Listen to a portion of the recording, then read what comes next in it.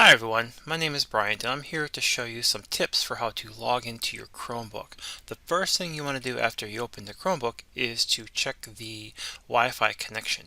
In the bottom right hand corner you're going to see what looks kind of like a pizza icon, a little cone icon.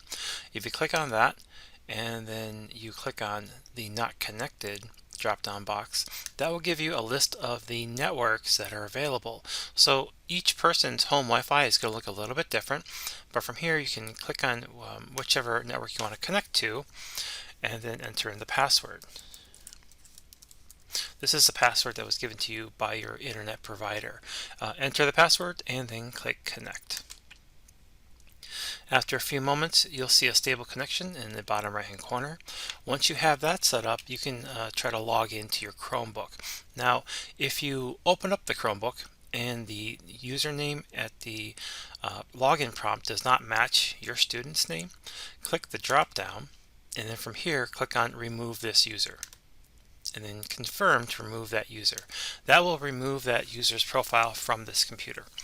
From this white box, you can log in from here. So here I'm going to log in with a test student account.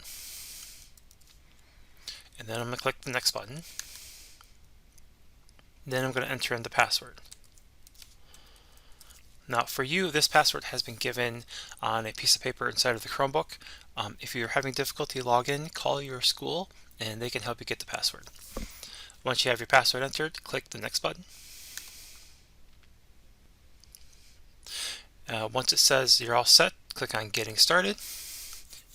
One thing you may notice is that you may need to connect to your network again. In the bottom right corner, click on the Wi-Fi icon, click on the Not Connected button, and then click the network that you connected to earlier.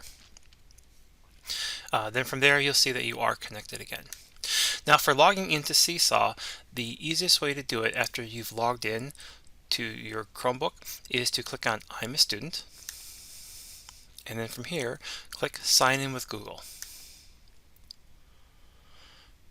From here, you'll click your student's email address. And that will take the student to their default classroom page.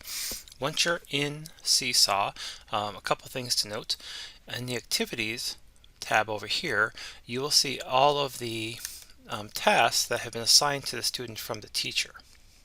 In the Inbox tab, you'll see messages that teachers have sent to the students. This is typically where you're going to find the link to connect to a Google Meet. The Journal tab will show all of the activities that a student has completed.